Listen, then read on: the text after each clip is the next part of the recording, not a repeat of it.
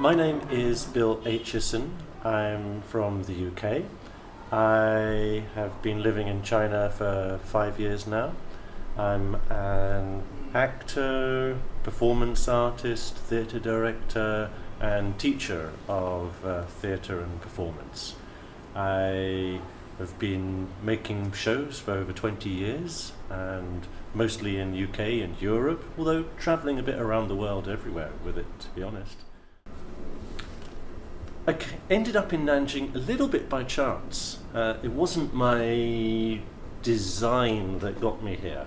A friend got a job in the university, Nanjing University, and he said there might be some other possibilities, you should talk to them if you like. I was looking for a change, and so I happened to be in Shanghai and popped on the train and talked to them, and it seemed like a good job. So here I am working in Nanjing University. Yeah, this performance is in some ways about vinyl records. These beautiful, I call them beautiful discs.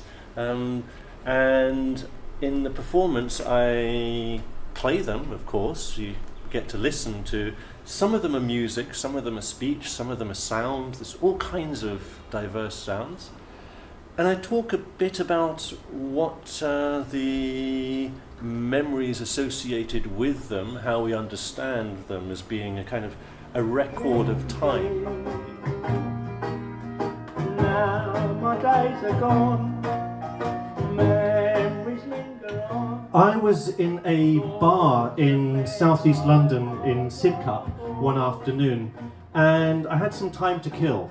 And in this bar, they had a jukebox where you could listen to the music, and unlike the old jukeboxes, which you would have records, this one was digital.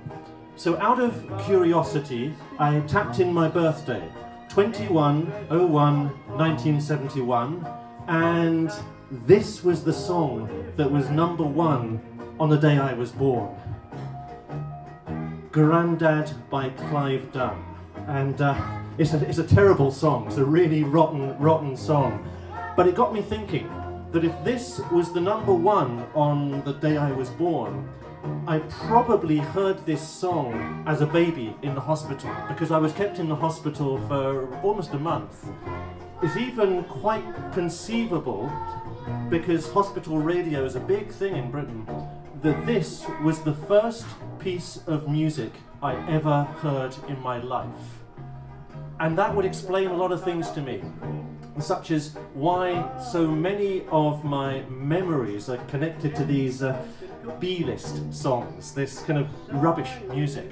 You see, I have this theory that every year there is a piece of music which can take you back to that time.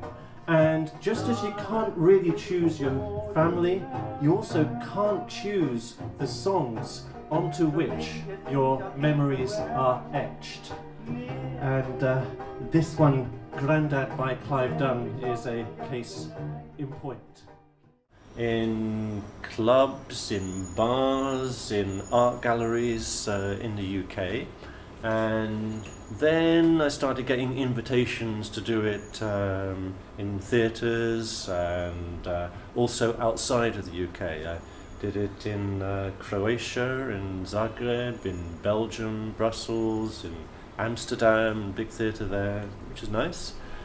And sometimes I also been doing it in funny kind of place. I did it in a music festival where it was really sort of rock and roll sort of tents and big stage. The Fall were the headline act, quite like The Fall.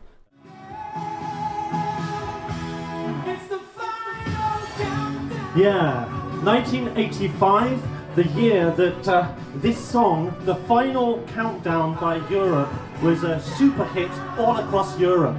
This was the height of the so-called Second Cold War. We were being terrified at the prospect of a nuclear attack from the Russians. There were still TV and film all about bombs falling on us, and as a 15-year-old boy in Portsmouth growing up, we knew that we were a military target, so if there was going to be a bomb, there was no chance of survival. And we had this thing going on there. We were asking each other, what would you do if you heard the 4-minute warning, the final countdown? Because 4 minutes is all we would have from the time the missiles started till the time they fell on us. And weirdly enough, if you asked the 15-year-old boys of St. John's College, you would get the same answer from every single one of us. What would we do if we heard the 4-minute warning? Well, it's obvious what we would do. We would run out into the street and have sex. Yeah, in those 4 minutes, we would lose our virginity, but somehow we didn't quite think it through properly. Because, you know, I have this vision in my head still that the sirens are going, the sirens.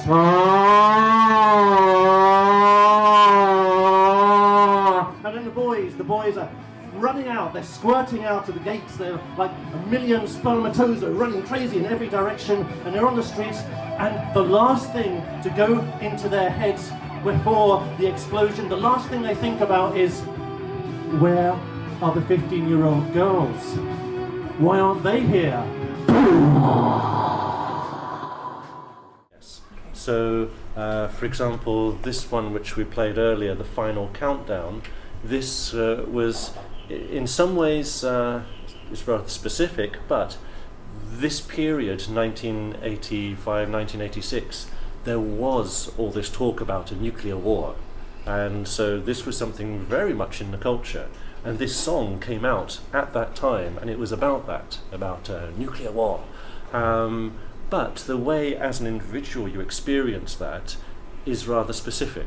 So as a kind of 15-year-old boy, we weren't really thinking about nuclear war. It was just we're thinking about girls.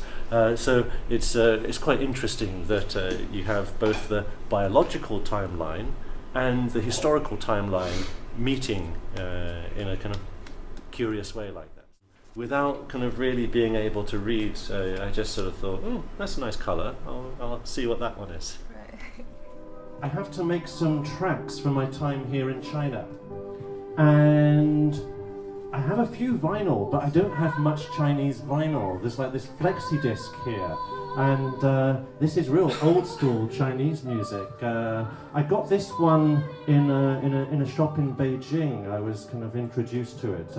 I'll still have to write the stories for what the hell this stuff means, but somehow there's going to be something quite interesting with the Chinese vinyl.